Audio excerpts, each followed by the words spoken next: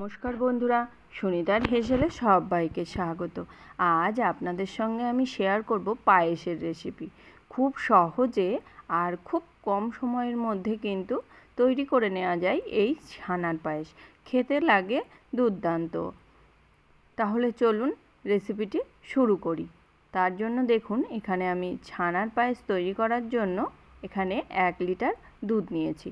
দুধটাকে প্রথমেই খুব ভালো করে আমি জাল করে নেব। দেখুন, দুধ কিন্তু খুব ভালোভাবেই ফুটে গেছে। দুধ খুব ভালো করে ফুটে গেলে গ্যাসের আঁচটাকে আমি অফ করে দেব। দেখুন, এখানে আমি গ্যাসের আঁচটা কিন্তু অফ করে দিয়েছি। এবার আমি একটা পাত্রে 3 চামচ ভিনিগার আর 3 চামচ জল এখানে আমি মিক্সড করে নিয়েছি। সেই ভিনিগারের জল এখানে আমি অল্প অল্প করে দিয়ে দেব, আর এইভাবে অনবরত কিন্তু দুধটাকে আমি নাড়তে থাকব। দেখুন, অনেকটাই কিন্তু ছানা কেটে এসেছে। আমি আবারও সামান্য একটু জল দিয়ে এইভাবে আস্তে আস্তে করে নাড়াতে থাকলেই কিন্তু দুধটা খুব সুন্দরভাবেই ছানা কেটে যাবে। জল আর দুধ কিন্তু একদমই আলাদা হয়ে যাবে। দেখুন, এখানে কিন্তু ছানা খুব সুন্দরভাবেই কেটে গেছে। এখানে ছানা আর জল কিন্তু একদমই আলাদা হয়ে গেছে।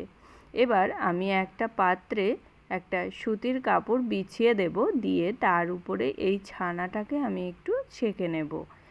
ছানাটা যেহেতু আমরা ভিনিগার দিয়ে কাটিয়ে নিয়েছি, সেই কারণে ছানাটাকে কিন্তু প্রথমে জল ঝরিয়ে নিয়ে আমরা একটু সাদা জল দিয়ে খুব ভালো করে একটু ধুয়ে নেব, যাতে ছানার মধ্যে যে টক ভাবটা আছে, যেহেতু ভিনিগার দিয়ে আমরা ছানা কেটেছি সেই কারণেই।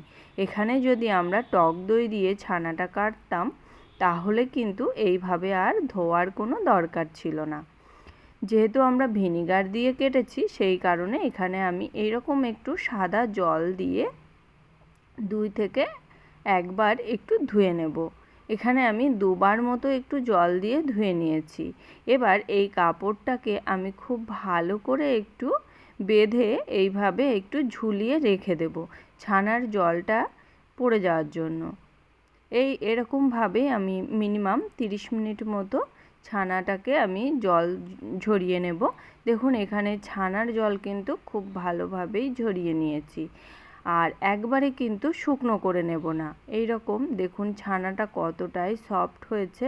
এইভাবে যদি গ্যাসের আঁচটা অফ করে দিয়ে ছানা তৈরি করেন, তাহলে কিন্তু ছানা খুব সুন্দর সফট হবে। এবার এই ছানাটাকে কিন্তু খুব ভালো করে আমি একটু মাখিয়ে নেব। একবারেই মসৃণ করে আমি ছানাটাকে মাখিয়ে নেব। এখানে প্রায় আমি 5 মিনিট মতো সময় ধরে ছানাটাকে কিন্তু একবারে মসৃণ করে মাখিয়ে নিয়েছি। এদিকে আমি দুধটাও কিন্তু জাল করতে বসিয়ে দিয়েছিলাম। দুধ কিন্তু খুব ভালোভাবে জাল হয়ে গেছে। এখানেও কিন্তু আমার 1 কেজি পরিমাণেই দুধ আছে। দুধটাকে কিন্তু আমি জাল করে অনেকটাই কমিয়ে নিয়েছি। এবার এর মধ্যে দিয়ে দেব 4 টেবিল চামচ পরিমাণে চিনি। চিনিটা দেওয়ার পরে খুব ভালোভাবে আবারও একটু মিশিয়ে নেব, আর প্রায় 10 মিনিট মতো একটু ফুটিয়ে নেব। দুধ কিন্তু খুব ভালোভাবেই ফুটিয়ে নিয়েছি। এবার দিয়ে দেব এর মধ্যে হাফ বাটি পরিমাণে গুঁড়ো দুধ। গুঁড়ো দুধটা দেওয়ার পরে খুব ভালোভাবে আমি এইভাবে অনবরত একটু নাড়তে থাকবো, দুধটা যাতে দলা বেঁধে না যায়। এইভাবে নাড়তে নাড়তে কিন্তু দুধটাকে আমরা একটু ঘন করে নেব। খুব বেশি ঘন করব না, কিন্তু আমরা দুধটাকে একটু ঘন করে নেব। দেখুন, এখানে 1 কেজি দুধ আমি ঘন করে প্রায় 500 করে নিয়েছি। এবার দেখুন, দুধটা অনেকটাই কিন্তু ঘন হয়ে এসেছে। আর দুধ জাল দিতে দিতে এরকম সাইডের যে সরগুলো পড়বে, সেগুলোকে কিন্তু আমরা এইভাবে একটু চামচের সাহায্যে খুব ভালোভাবে একটু কেকে নেব।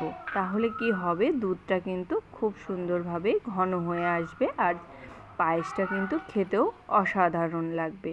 এবার এর মধ্যে দিয়ে দেব একটু এলাচ গুঁড়ো, আর দিয়ে দেব 1 চামচ গোলাপ জল। দিয়ে দিয়েছি কয়েকটা কিশমিশ আমি ছোট টুকরো করে নিয়েছিলাম, আর দিয়ে দিয়েছি কয়েকটা কাজু। কাজুগুলোকেও কিন্তু আমি ছোট টুকরো করে কুচিয়ে নিয়েছি। এবার আমি সমস্ত কিছু খুব ভালো করে মিশিয়ে নিয়ে এর মধ্যে দিয়ে দেব আমি সামান্য 1 চিমটি পরিমাণে লবণ। যেহেতু মিষ্টির উপকরণ সেই কারণে আমি একটু লবণের ব্যবহার করেছি। যে কোনো মিষ্টির উপকরণে লবণ দিলে কিন্তু টেস্টটা খুব ভালো আসে, সেই কারণেই। এবার এর মধ্যে মাখিয়ে রাখা ছানাটাকে দিয়ে দেব।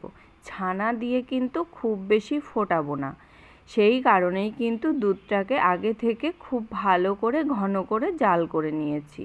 ছানা দেওয়ার পরে দুধের সঙ্গে ছানাটাকে যদি খুব বেশিক্ষণ ফোটাই তাহলে কিন্তু ছানাটা শক্ত হয়ে আসবে, এই রকম সফট ভাব কিন্তু আর থাকবে না।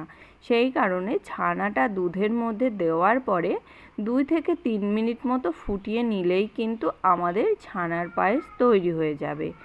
খুব ভালো করে একটু দুধের সঙ্গে মিশিয়ে নেব, আর এই সাইডগুলোকে এইভাবে কিন্তু আমি একটু খুন্তির সাহায্যে এইভাবে কেকে নেব, যাতে যে সরটা পড়েছে সেই সরটা দুধের মধ্যে চলে আসে, একটা মালাই ভাব চলে আসে। সেই কারণেই দেখুন খুব ভালোভাবে কিন্তু নেড়ে নিয়েছি। এবার একটু ফুটিয়ে নিলেই কিন্তু তৈরি হয়ে যাবে। খুব বেশিক্ষণ জাল করব না, বললাম 2 থেকে 3 মিনিট মতো একটু ফুটিয়ে নিলেই কিন্তু তৈরি হয়ে যাবে আমাদের ছানার পায়েস। এই পায়েস কিন্তু বানানো খুবই সহজ, খুবই চটজলদি তৈরি হয়ে যায়, আর খেতেও লাগে অসাধারণ। এই রকম ছানার পায়েস কিন্তু ঠাকুরের ভোগে খুবই কম সময়ে তৈরি করে নেওয়া যায়। তাহলে বন্ধুরা দেখুন আমার কিন্তু খুব অল্প সময়ের মধ্যে এই ছানার পায়েস তৈরি হয়ে গেল। আর এই ছানার পায়েস কিন্তু ঠান্ডা ঠান্ডায় পরিবেশন করতে হবে। এই ছানার পায়েসটাকে যে কোনো একটা এয়ারটাইট কন্টেনারে নিয়ে আপনারা 3 থেকে 4 ঘন্টা মতো নর্মাল ফ্রিজে রেখে দিয়ে তারপরেই সার্ভ করবেন। তাহলে দেখবেন ছানার পায়েসের স্বাদ কিন্তু অসাধারণ লাগে। তাহলে বন্ধুরা আমার এই ছানার পায়েসের রেসিপি আপনাদের কেমন লাগলো অবশ্যই কিন্তু কমেন্ট করে জানাবেন। যদি ভালো লেগে থাকে তাহলে একটা লাইক করবেন আর সাবস্ক্রাইব করে পাশে থাকার অনুরোধ রইল। আজকের মতো এই পর্যন্তই, আবার দেখা হবে নতুন কোনো রেসিপি নিয়ে। ভালো থাকবেন, সুস্থ থাকবেন, ধন্যবাদ। আর এই রকম নতুন নতুন রেসিপি পেতে আমার চ্যানেলটাকে অবশ্যই কিন্তু সাবস্ক্রাইব করে পাশে থাকতে হবে।